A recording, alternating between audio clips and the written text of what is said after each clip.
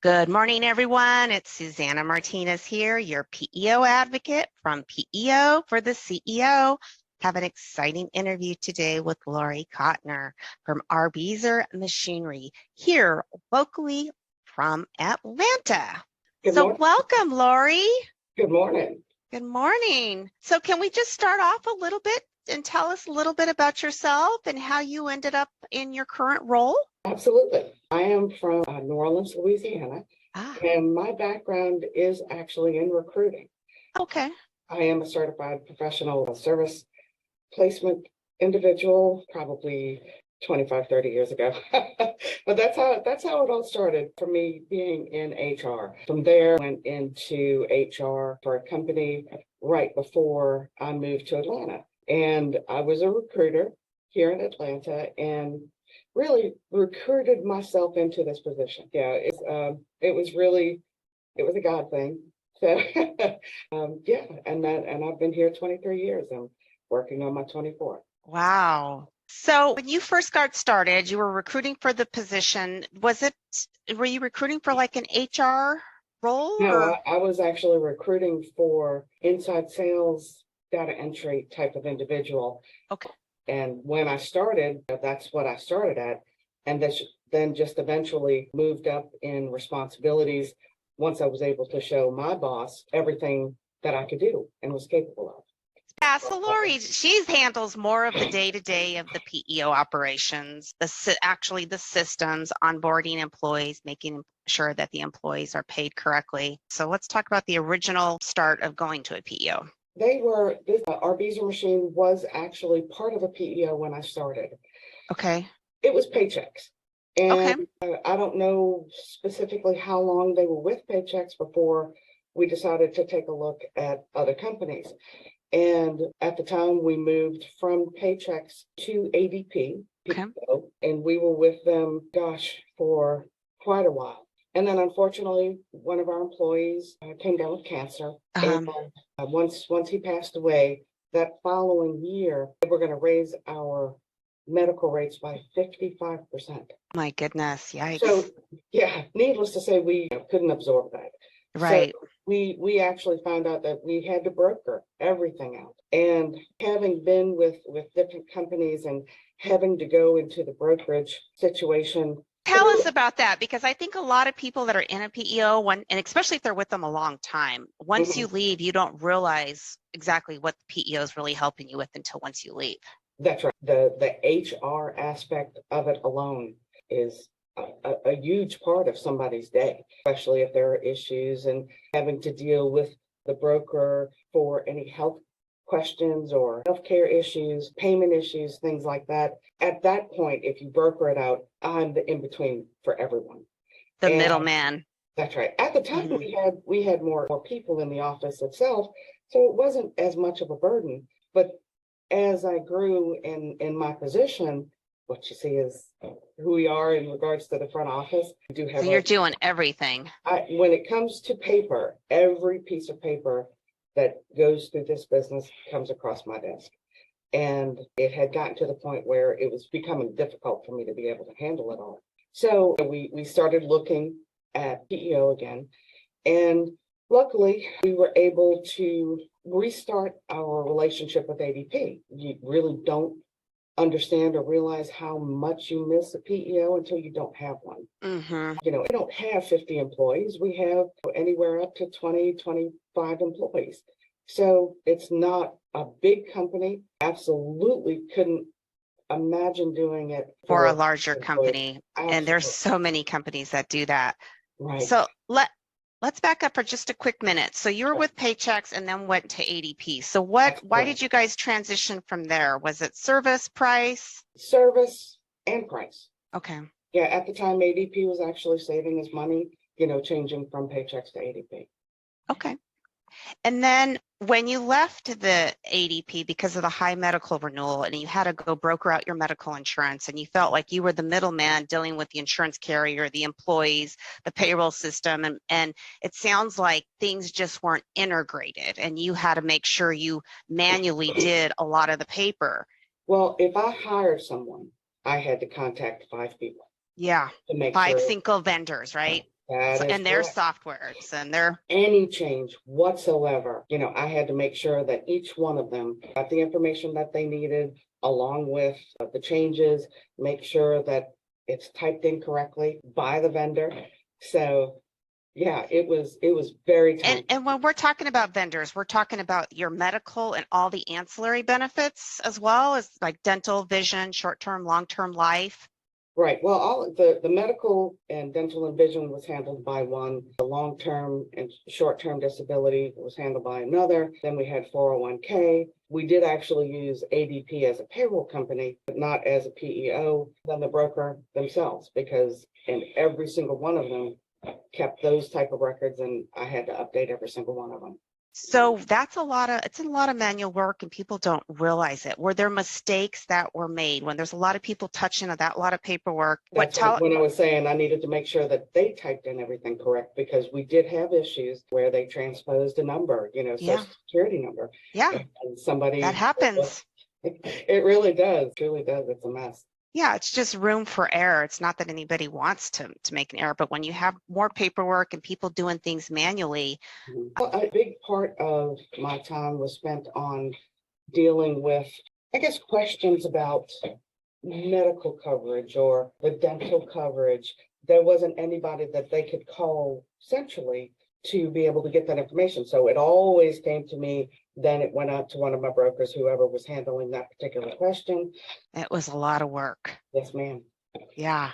All right. Well, that sums it up as far as the value of the PEO, because I always say, you're taking several different vendors, different silos, integrating it into one single source solution so that way you can create efficiencies in your business. That's right. Yeah. Were there ever any issues where like an employee had left and they forgot to get taken off of the invoices? That happened pretty frequently, actually. Yeah. And so we'd have to pay for them for that month. Now we would get credited, but I also have to make sure that I check to make sure that they got credited, because that didn't always happen automatically either. So it's something that I had to handle, I guess, like a contractor. The head contractor handles all of the vendors. As the human resource and office manager, I had to take care of everybody involved. Yeah. What about when you had new employees? Did any of the new employees get missed to get added on to any of the benefits, their window of time period? Yes, and it was always a catch up for, if they weren't added properly, the money wouldn't get taken out. When it finally caught up to them getting put in properly and being handled properly, they would have to pay more to catch up the previous months. And I had a great relationship with ADP when we had it. Our guy was wonderful, very responsive, took care of everything. But then, of course, as with any company, people get promoted and moved out of particular bracket. Yeah, just like that happens in every PEO company. They have really good employees, and those really good employees, and that's in any company, any industry. Right. You have some good employees and they take really good care of you. And then whenever there's transition, it's always can be tough.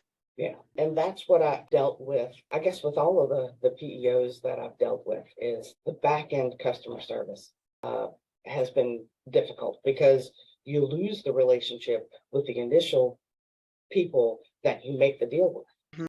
So who do you go to when you have a problem with the representative that they've assigned to you?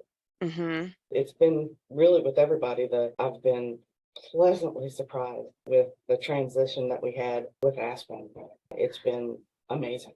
Great. That's great. So let's talk about, you've just recently transitioned, and I helped with that process, transition from Aspen HR. And if I remember correctly, when we initially spoke, it's overall, it wasn't too terribly bad with ADP. It was working pretty well. It was a lot of, it was technology piece that was kind of lacking. And then, of course, it came up for medical renewal, and that was just time to go do due diligence. Is that? That is correct. Yeah. During COVID, Bill, the best boss ever, really did a wonderful job in regards to covering everybody. He didn't want any changes to take place for continuity, but then it gets to the point where you have to look at it. And just like really any insurance. Yeah. Every few years, you got to check. You have to. Right. Anything under 5% is doable Yeah. to a certain point. And that's why we've had the longevity that we've had with ADP, because we're able to keep our percentages down. How long were you with them the second time when you had the Eight- percentage? 8 years. 8 years. Okay, that's Yeah, quite so some time. During that 8 years, did you ever go out to the market and get any PEO bids? not until I contacted you. Okay, so that's 8 years that you didn't go out. And it was really because the renewals were, in that single digit mark, and it was just like, well, it's too much work to go out and look anyway. That's right. Because anybody who works in the HR industry knows change is painful. Yeah. It's inevitable. And it's not that people are adverse to change. It's just, it's always an issue. It's a lot. Yeah. Sometimes the devil you know is better than the devil you don't know. Right. Yeah. And if you're getting decent renewals and overall things are okay, then why go out and shop? Right. I know when we met, it was time to shop because those even though you're getting single digit renewals, it's just the compounding year after year. It just keeps going up. So it was a good time to go out to market. But I think you had some frustrations as well as far as technology and payroll and things like that. So their website, and I guess it's just the legacy, the website that they had for so long, did some updates and changes. My mind, not really for the better. It made it more difficult to find things for me. Some people, I'm sure, are much more adept to internet and web pages, although I am no idiot when it comes to that.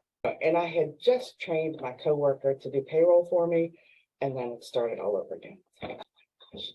So, yeah, the technology made it so difficult to get any reports, and you have to go through the website to request a report. If it's not something that you can find on your own, then you have to wait for days, and they always want to do it via email. So that was a challenge for us, especially during COVID and, PPP and loans. Yeah. All right. So then we went out, we did some due diligence, and let's talk about that experience. How was that helpful for you for letting me help you do a lot of the back end legwork? Being that I answer the phone also, the number of PEOs that would call during the year, I would always say, this is when we make our decision. Don't call me before then. And so probably this year when I contacted you, I had already gotten at least 15 phone calls. So yeah. Everybody knows they put you on their X date follow up. That's right. And I don't know, how you want me to handle this, but I met you through LinkedIn. She saw that I was a human resource manager, and she was very nicely persistent. So I was like, you know what? Let's give it a go. So because I had other brokers contact me, but the way that you handled yourself made it very easy for me to hand it over to you, where I wasn't comfortable with at least 2 other brokers to do that. And there are other PEO brokers, not like benefit brokers. That's correct. Yeah. Other PEO brokers. So, the fact that if somebody called about PEO or payroll or anything, I could give them your information and you could handle it from there. Okay. So I know on the front end, you probably saved me at least a week worth of work, and then follow-ups from there.